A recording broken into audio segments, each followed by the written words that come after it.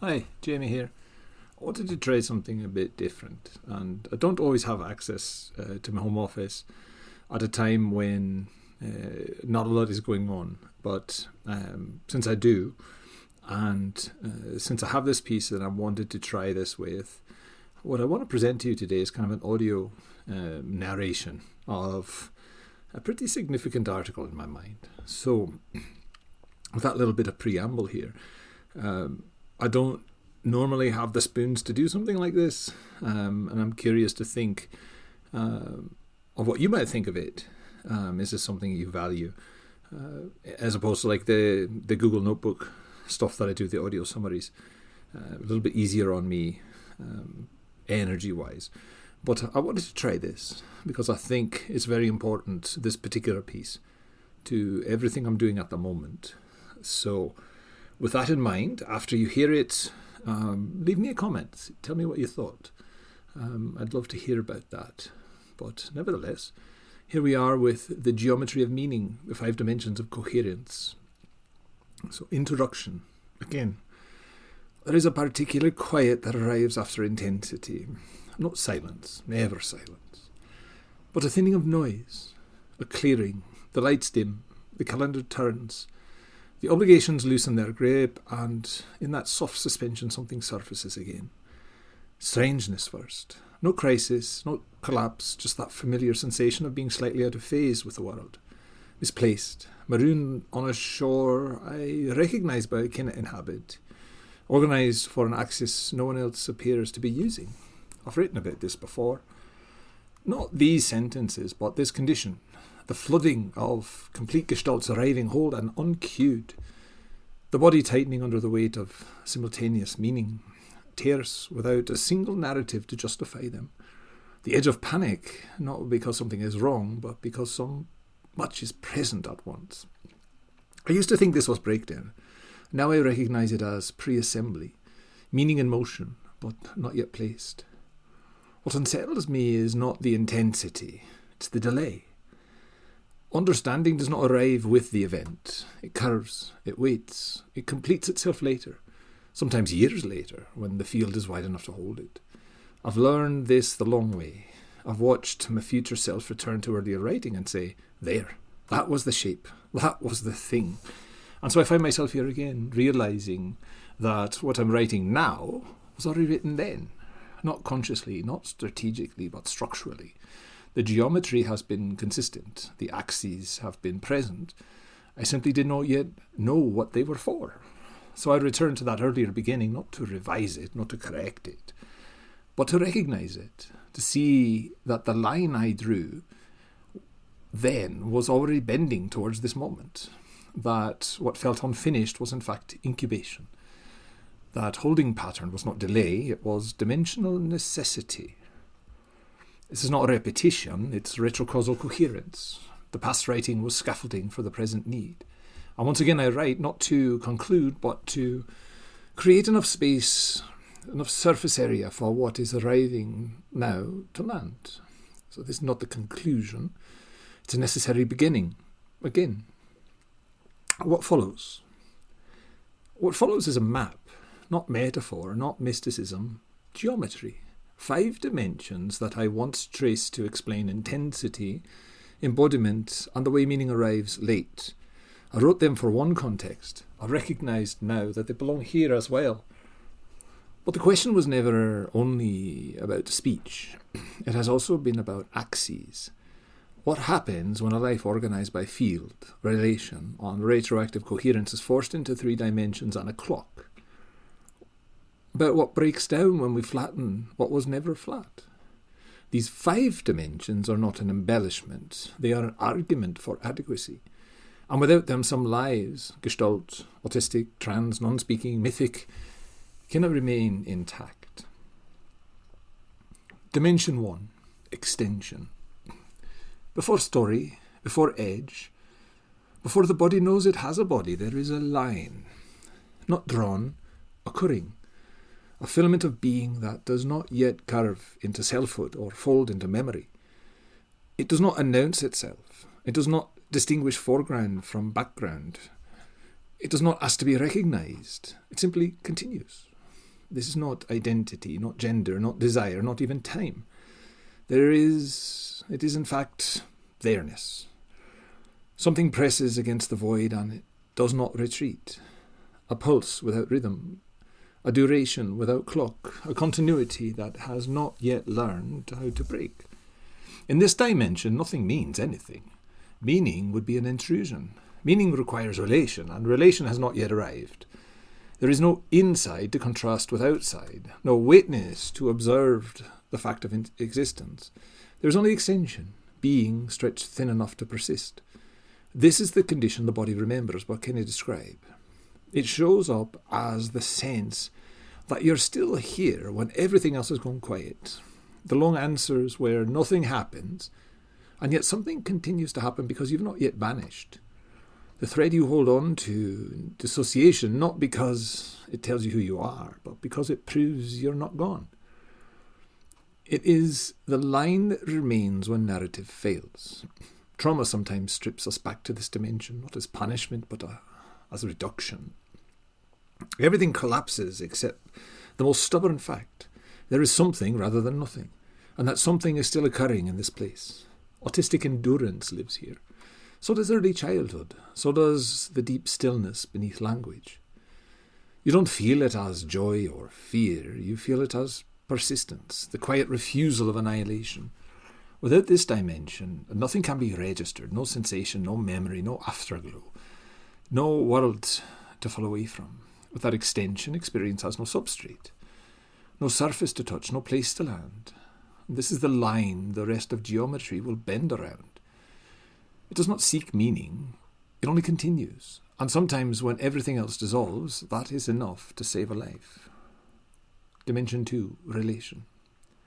The line does not end, it meets something. Not collision, orientation. A second presence enters the field and suddenly direction exists. Not because anyone decided it should, but because now there's an elsewhere. Near and far hold like breath. Forward and back require meaning. The line discovers it can lean. This is where facing becomes possible. Something is over there. Something is not you. Distance is not yet absence. Proximity is not intimacy. They are simply facts of arrangement. The body begins to sense that movement matters, that approaching changes the field, that withdrawing leaves a trace. Here, relation precedes self. Before identity can harden, before pronouns arrive, before language starts carving the world into nouns, there is orientation, a turning toward, a pulling away, the quiet knowledge of where something is in relation to where you are. This is where mirroring is born, not imitation but recognition, a rhythm answered by another rhythm, a presence being noticed. The earliest resonance, faint and incomplete, but enough to say, this is not only happening to me. Autistic attunement lives here, so does hyperempathy, so does the ache when orientation is denied. Because when this dimension collapses, when the world flattens inward, everything happens alone. Sensation has no echo. Joy arrives and leaves without landing anywhere else. Pain cannot be shared even when spoken. Without relation, nothing reflects back. No one stands across the room, no one locks eyes, no one shifts when you shift. And the self, such as it is, has no way to know its own outline.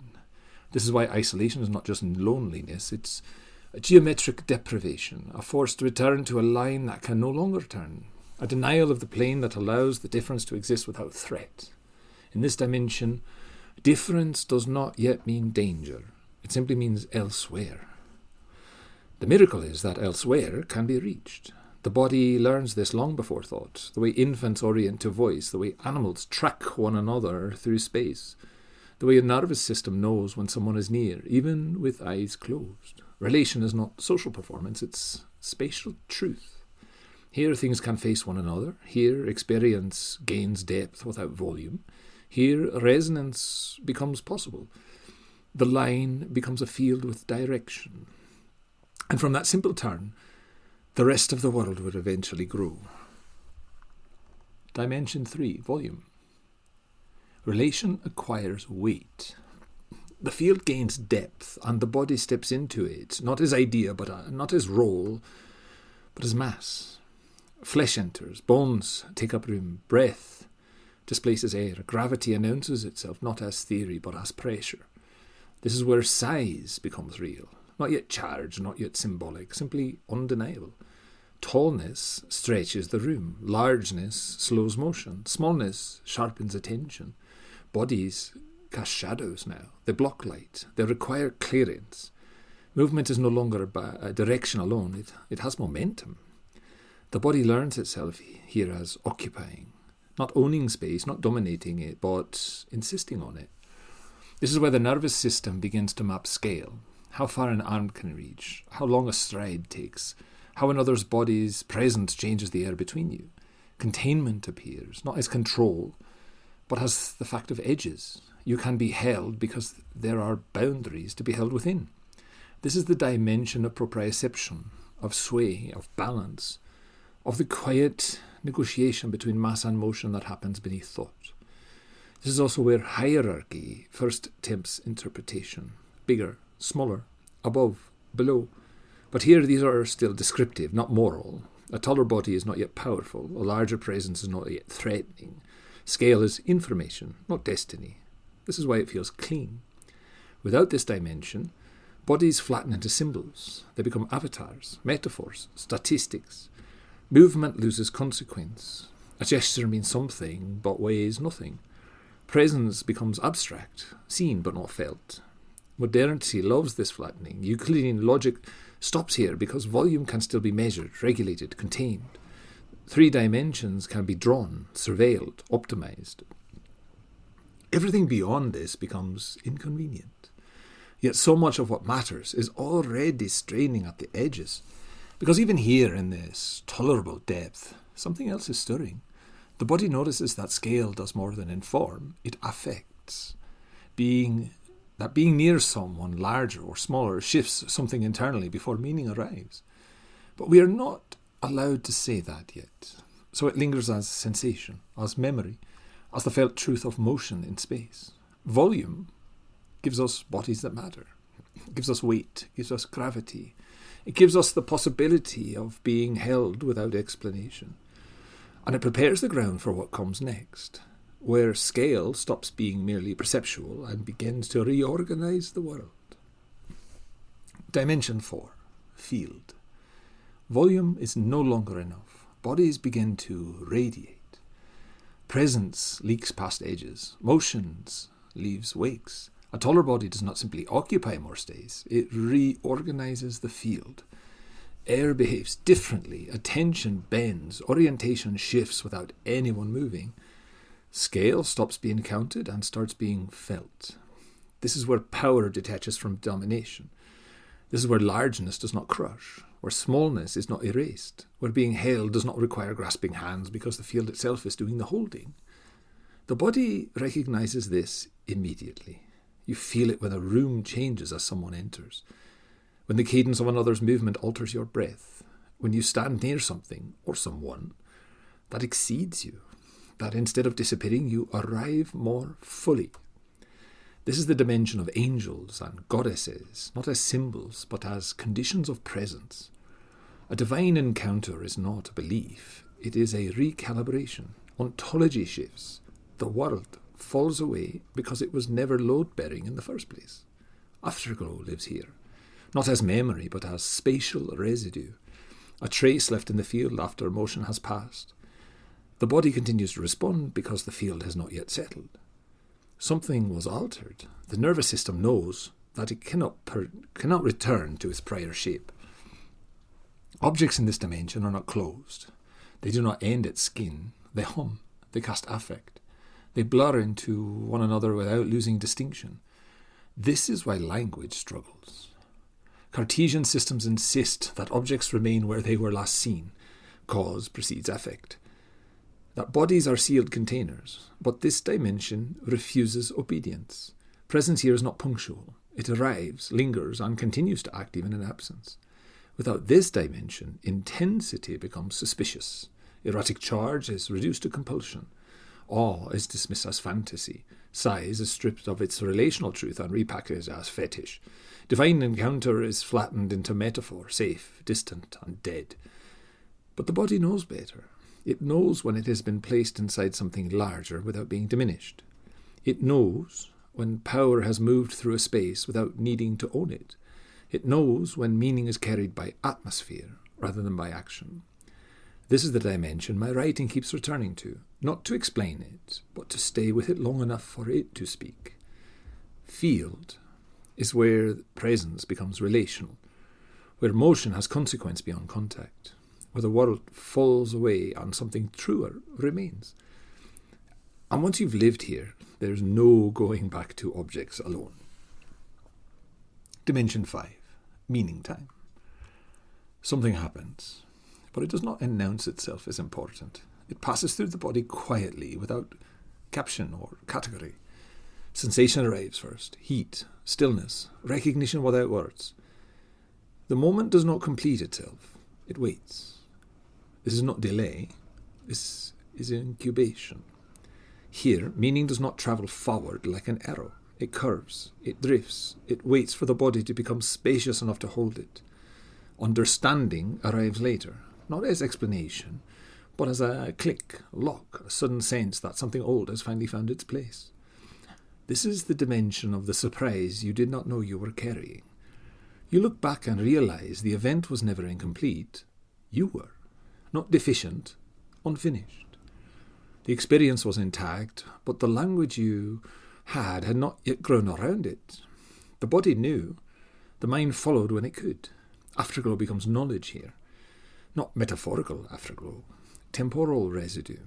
Meaning left behind like warmth in a room long after the fire has gone out. Memory does not replay the past as it was. It rewrites it in light of what came later. This is how trans-embodiment becomes legible. Not as a sudden revelation, but as a slow unlocking. Hormones shift access. Safety rearranges perception. And suddenly, memories align. The past does not change, but it makes sense for the first time. This is how autistic meaning emerges. Motion first, pattern later. Wholes perceived before parts. The body moves, responds, resonates. And only afterwards does coherence crystallize. Not because the system is slow, but because it is gestalt. It waits for enough of the field to be present. Euclidean time cannot hold this. Euclidean time demands sequence, punctuality, proof. It insists that knowing must accompany doing, that identity must be declared before it is lived, that understanding must be immediate to be real. So when meaning arrives late, it's called defective. When recognition comes after a transition, it's called confusion. When mythic encounter reorganizes reality, it's called fantasy. And when trauma or joy reshapes memory, it's called distortion. But lived bodies know better. They know that some truths are not large enough to arrive all at once, that some experiences must be lived through before they could be understood, that time is not a line but a field, one that folds back on itself, offering coherence retroactively. This is why us autistic, gestalt, trans and mythic lives require all 5 dimensions. Because they are sensitive to field. Because they organize meaning retroactively and retrocausally. Because their bodies register truth before language consents. Remove the field and intensity becomes pathology. Remove meaning time and timing becomes failure. What remains is a misdiagnosis of reality. This is not mysticism. This is not claiming secret knowledge. It is demand for enough axes to stay intact. Some lives cannot be flattened without breaking. And when you allow that, when you stop insisting on maps that tear at the terrain, something settles. You stop forcing experience into containers it was never meant to fit. You stop defending what was never incoherent. You stop mistaking reduction for clarity. The geometry widens. And suddenly, what once felt unspeakable stands, quietly, unmistakably, in full-dimensioned truth. A 5-dimensional claim. The claim. Some lives cannot be rendered coherent within 3 dimensions of space and linear time. Autistic, gestalt, trans, and mythic experiences require at least 5 dimensions to remain intact, because they are organized by field sensitivity and retroactive meaning, not by object permanence and immediate interpretation. This is not metaphorical excess. It is a structural necessity. Evidence. 1. Experiences of intensity that are clean, coherent, and non-compulsive. I describe encounters of scale, presence, motion, divinity, that carry heat without coercion, awe without loss of self, intimacy without collapse into sex or dominance. These experiences persist as afterglow, reorganizing perception long after the moment has passed. Within 3 dimensions, this intensity is misread. Erotic charge becomes pathology, scale becomes fetish, awe becomes delusion. Yet in lived experience, nothing is disordered. The body remains intact. This indicates an undecounted dimension, one in which presence radiates and power operates without domination. 2. Meaning that arrives after the event, not during it. Across autistic, Gestalt processing, trans-embodiment, and my own writing, understanding consistently arrives later. Recognition blooms retroactively. Memory rewrites itself once access is unlocked through safety, transition, accumulated experience. Linear time cannot account for this without calling it delay, confusion, or distortion. Yet the pattern is reliable, repeatable, and generative. Meaning does not fail to arrive, it arrives when the body is ready. This is evidence of a temporal dimension where coherence propagates backwards. 3. Bodies that register truth before language. In each case, autistic, Gestalt perception, trans becoming, mythic encounter, the body knows first. Sensation precedes explanation. Geometry is recognized before it's named. Language follows as artifact, not cause. This contradicts Cartesian assumptions that cognition leads and the body follows. Instead, the body operates as a primary sensing instrument within a multi-dimensional field. 4. Systematic interpretation by Euclidean frameworks.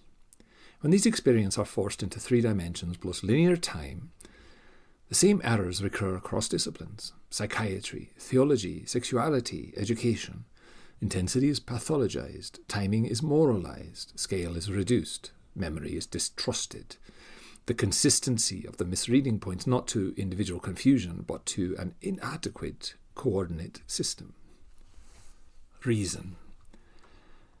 Euclidean Cartesian frameworks are designed for objects, not fields. They require bodies to be bounded, time to be linear, and meaning to be immediate.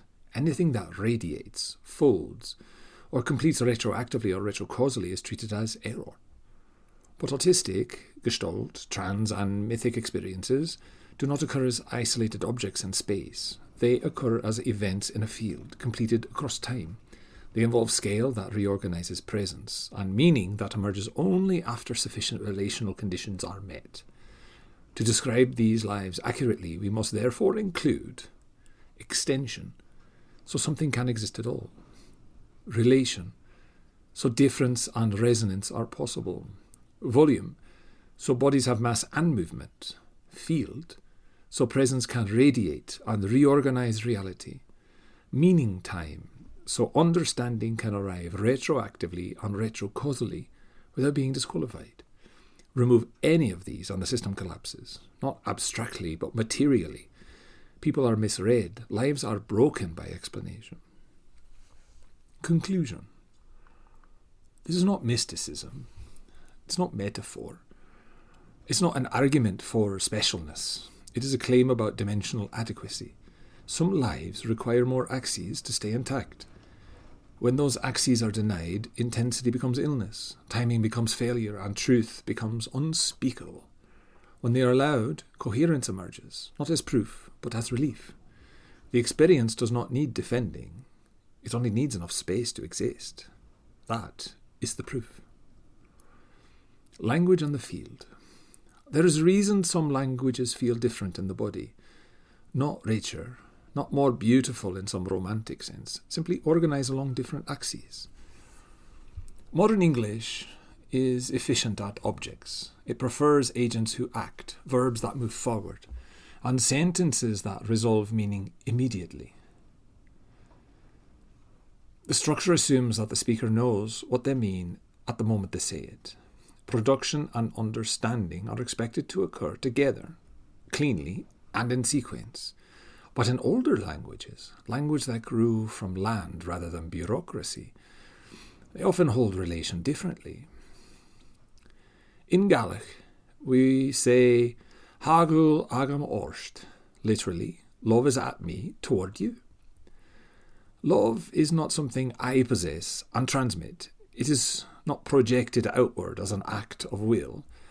It is located, gathered, oriented, something present in me that moves towards you within a shared field. The grammar itself refuses isolation. Subject and object do not stand apart as sovereign units exchanging signals.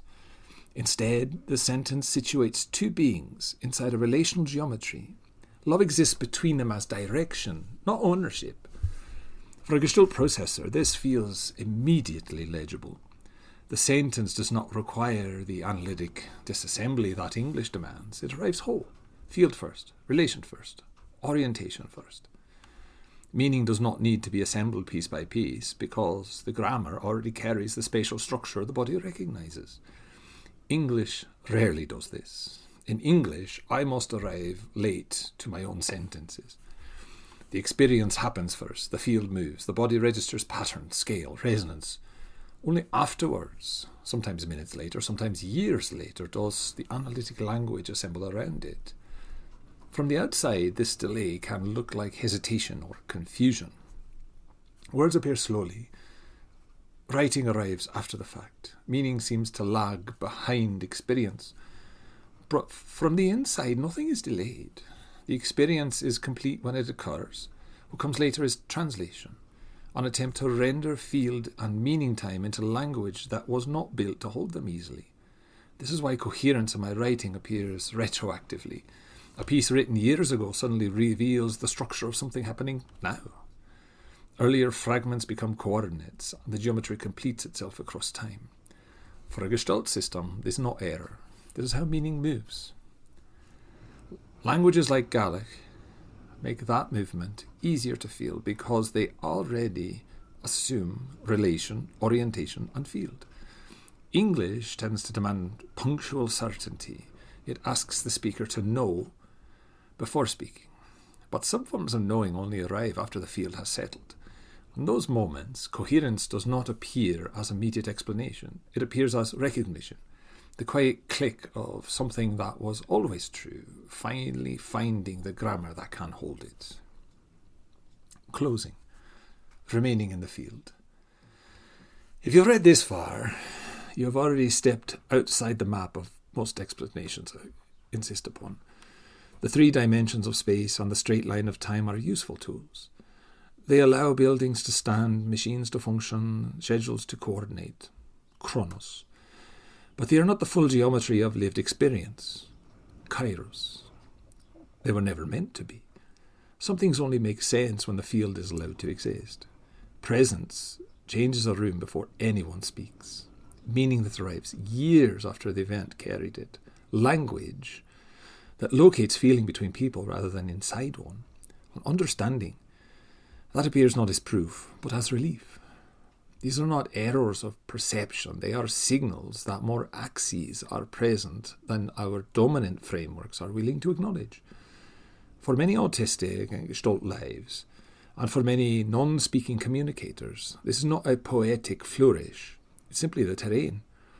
Relation is felt before declaration. Field before object. Meaning before explanation. Even if explanation must wait to arrive. And that waiting is often mistaken for absence. But absence was never the problem. The coordinating system was. What these pieces, unmasking, executive functioning, non-speaking, have been trying to do, quietly, carefully, is widen the map just enough that some lives no longer appear broken when placed upon it. When extension, relation, volume, field, and meaning time are allowed to stand together, something remarkable happens. Nothing new is invented. Reality simply stops being flattened. The experiences here, intensity without pathology, recognition without immediate language, coherence that appears across time, do not require defense. they require dimensional adequacy, enough space for the geometry of life to remain intact. And if you've stayed with me long enough through these pages, then for a moment you have also stepped into that widened space, into the fourth dimension where presence radiates and relation organizes the room, into the fifth where meaning travels through time and arrives when it's ready. Thank you for standing there with me, for inhabiting the field long enough to feel how it holds. And if, when you return to the ordinary map of things, the world feels slightly different, slightly deeper, slightly more spacious, then perhaps the dimensions were there all along, waiting to be recognized.